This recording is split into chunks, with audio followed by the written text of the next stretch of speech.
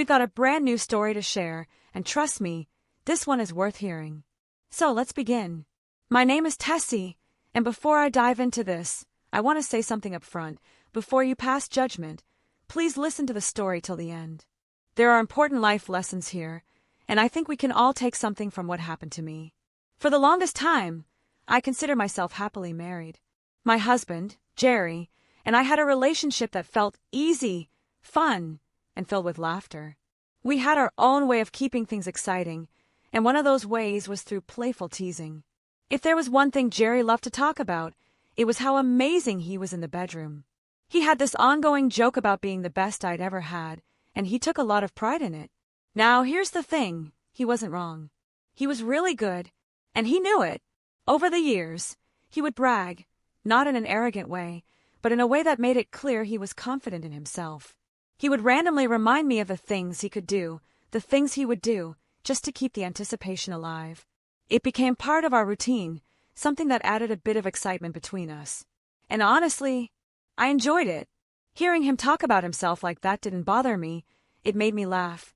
And at times, it built up the anticipation of what was to come when we were alone. So for me, this wasn't anything serious. It was just us, a playful dynamic that made our relationship feel fun and alive. But little did I know, one small joke, one simple sentence, was about to change everything. One night, Jerry and I were just unwinding in the living room, enjoying a quiet moment together after a long day. The TV was on, but neither of us was really watching. It was just background noise as we lounged comfortably. Jerry, as usual, was in a playful mood. He started with his usual teasing. Tonight was no different. He stretched out his arms and said something ridiculous about how he would carry me into the bedroom and make me sing in every language known to man. I burst out laughing, shaking my head at his confidence. It was so over the top that I couldn't help but find it funny. He kept going, adding details, hyping himself up as if he were some kind of untouchable champion. It was harmless, just the usual back and forth between us. Maybe it was the mood, or I just felt like throwing a little playful jab back at him. So, without thinking too much, I smirked and said, "My ex has always been better than you in bed." The words left my mouth as a joke. A silly, teasing response.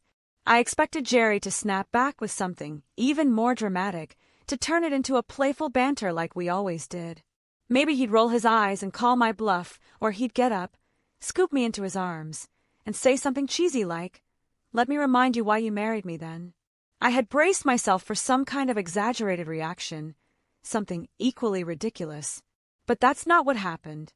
The moment I said it, his entire expression changed. His smile vanished and he suddenly turned cold. It was like I had flipped a switch inside him.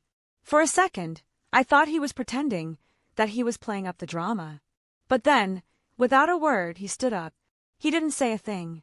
He just walked out of the room. At first, I thought he was just pretending to be mad, trying to make a point. You know how people act upset for a little while to make you feel guilty. That's what I assumed was happening. I expected him to come back into the room and maybe crack a joke about how I needed to get my eyes checked or say something sarcastic to fire back at me. But that didn't happen. Instead, he stayed out of sight for the rest of the night. The next morning, I woke up thinking things would be back to normal. I figured I'd find him in the kitchen making his usual coffee, maybe giving me a small side eye, but ultimately moving past it. I greeted him with a simple "good morning" just to test the waters. No response, not even a glance in my direction. He picked up his coffee mug and walked away like I wasn't even in the room. That was when it hit me. He was actually upset. Not pretending to be mad or sulking for attention, but genuinely, deeply angry. I told myself he just needed time. Some people take longer to process their emotions, and I wanted to be the bigger person by giving him space. He might need a full day to shake it off. But that night, when he walked right past me in the hallway without even acknowledging me, I started feeling uneasy. I tried again, this time a bit more directly. "Jerry, are we seriously not going to talk today?" He didn't even stop walking. Just went straight into the bedroom and closed the door behind him. By the second day, the silence was unbearable. It wasn't just that he wasn't speaking. He wasn't even seeing me. If I walked into a room, he would either leave or act as if I didn't exist. It was the kind of treatment you give a stranger, not someone you share a home with.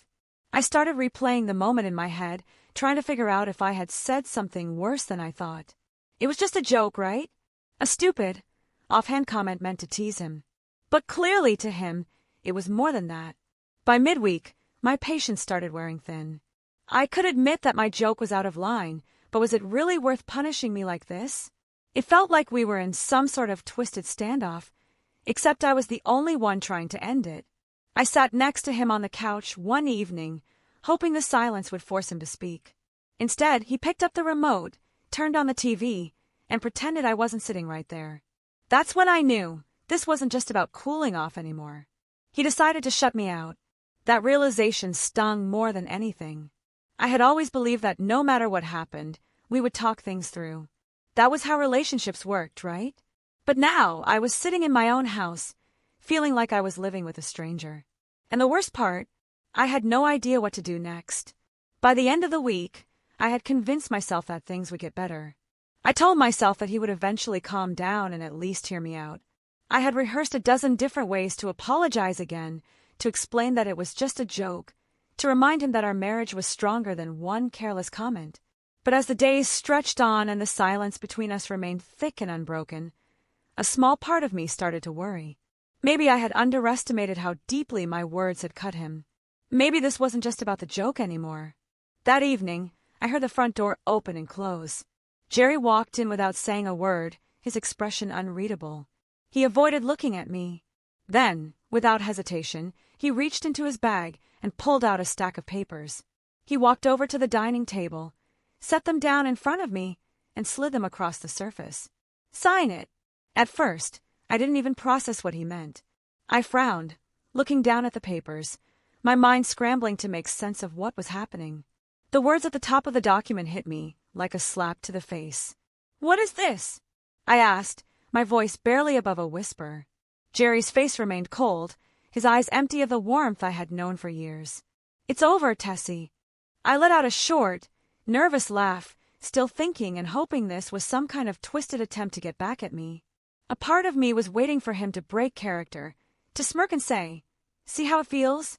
But that moment never came. He just stood there, arms crossed, waiting for me to take the pen and end our marriage. That's when I realized he wasn't playing. He wasn't using this as some kind of exaggerated way to prove a point. He had actually filed for divorce. Over a joke. I felt the air leave my lungs as I stared at the papers. I wanted to say something, to tell him this was ridiculous, that we had been through so much together, and he was really willing to throw it all away over a stupid comment. But looking at him, I knew he had already made up his mind. I refused to sign. My first instinct was to fix this, to make him understand that I never meant any harm. I thought if I explained myself, if I laid it all out for him, he would see reason. So I tried.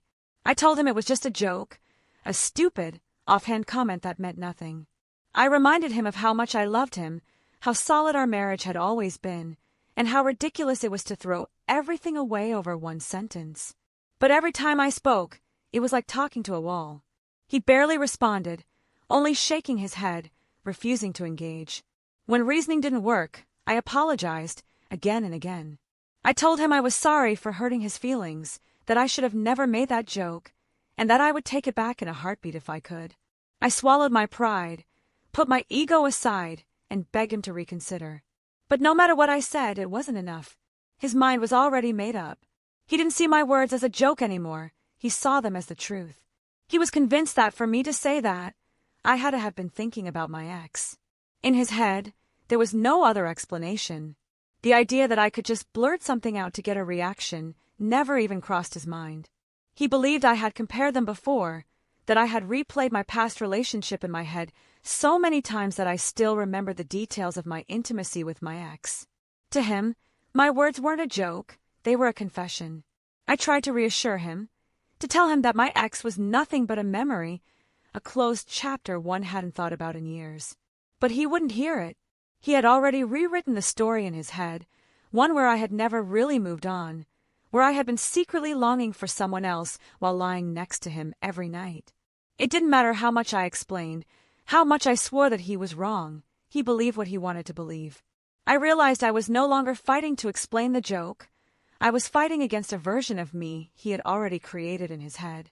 And no matter what I said, he wasn't going to change his mind. And the scariest part, there was nothing I could do to change his mind. The days after that night felt like a blur. I went through all the motions. Waking up, sitting in silence, watching him avoid me, but it all felt like I was watching my marriage crumble in slow motion. At first, I was angry at myself for saying it. I kept wishing I could rewind time and swallow my words before they ever left my mouth. Maybe if I had just laughed instead of speaking, or chosen a different joke, none of this would have happened. Maybe I had ruined everything with my own stupidity. But the more I thought about it, the more I started to question if this was really about that one joke. How could a single sentence, something meant to be playful, be enough to break an entire marriage? Was our relationship so fragile that one bad joke could destroy it? Did my husband really love me the way I thought he did? Or had I been blind to something deeper all along? The more I reflected, the more uneasy I felt. Maybe this wasn't just about what I said. Jerry had probably been carrying insecurities I never knew about. He had always been confident, or at least that's what he showed on the outside. But what if all of that was just a mask? What if he had been convincing himself just as much as he had been trying to convince me? Then, another thought hit me like a punch to the stomach. What if he had already checked out of the marriage before this even happened? What if he had been waiting for a reason to leave, and I had just handed him the perfect excuse? A person doesn't throw away a life together over a joke unless they are already looking for an exit. I wrestled with these thoughts in silence because no matter what the truth was, one thing became painfully clear: he wasn't willing to forgive me. He wasn't willing to have a conversation. He wasn't willing to fight for us. And if he wasn't willing to do any of those things, then maybe I had been the only one holding on to this marriage in the first place. I spent another week trying to fix what felt like an impossible situation. But no matter what I said, no matter how much I tried, Jerry refused to budge. When he put the divorce papers in front of me again, I didn't cry this time. I didn't beg, I didn't argue. I just looked at him and asked one final question. Are you really willing to throw away our entire marriage over this? He didn't hesitate. He just said, you already did. And that was it. That was the moment I knew I had been holding on to something that no longer existed. So I signed. Not because I wanted to. Not because I stopped loving him.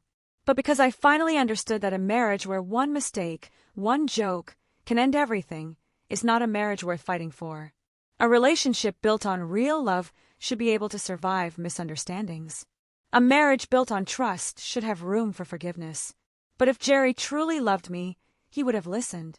If he truly trusted me, he would have understood. And because he didn't, I had no choice but to let go. I wish I could say it felt freeing, that I walked away with my head held high, but the truth is it hurt like hell. It still does. But what hurts more is realizing that I was the only one fighting for us. And a marriage where only one person is fighting is already over. Looking back, this whole situation taught me things I never thought I'd have to learn the hard way. You know, people say experience is the best teacher, but I never imagined my own marriage would become a lesson in itself. It's easy to look at a moment like this and say, oh, she shouldn't have joked like that. Or, oh, he's way too sensitive. But real life is never that simple. When emotions are involved, people act in ways that don't always make sense. And honestly, that's exactly what happened here. Here are some of the things I learned. Communication is everything. If you're in a relationship where one bad joke can destroy everything, there's a bigger issue beneath the surface. Because let's be real, happy, secure couples don't break up over one sentence. They talk things out. They express how they feel. They try to understand each other. But in my case, Jerry didn't give me that chance. He shut me out completely. And that made me realize something. If your partner isn't willing to have an open and honest conversation with you, then your relationship is built on sand. It might look stable for a while, but the first big wave will wash it all away. Ego and insecurity destroy love. I used to believe that love was strong enough to overcome anything. That if two people truly cared about each other, they'd find a way to work through their problems. But I've learned that's not always true. Because sometimes, pride is stronger than love. And ego, it's like poison in a relationship. If someone values their ego more than their partner, then no matter how much love exists, the relationship is bound to fail. If someone won't fight for you, don't fight for them. I spent days trying to fix this. I apologized. I explained myself. I gave him space. I did everything I could to show him that our marriage was worth saving. But the truth is, it takes two people to fight for a relationship. A relationship should never feel like a one-sided battle. If someone refuses to meet you halfway, it's better to walk away. Not every joke is worth making, but not every reaction is justified either. Look, I'm not going to sit here and act like I was completely innocent in all this. I poked the bear. I made the joke. I pushed his buttons, knowing that he had a bit of an ego about this topic. I get it, but did I really deserve to lose my marriage over it? That's the part that still stings. Because yes, I may have lit the match, but he's the one who burned everything to the ground. A healthy relationship can survive misunderstandings, bad jokes, and even mistakes. At the end of the day, I'll take responsibility for my part. But let's be real, Jerry overreacted. And I can't help but wonder, if the roles were reversed, if he had made a joke about an ex, would I have filed for divorce? No. I would have rolled my eyes, maybe teased him back, and then moved on. So what do you guys think? Was I wrong for making the joke? Or was Jerry's reaction way too extreme? I'd love to hear your thoughts. What would you have done in my place? Let me know in the comments.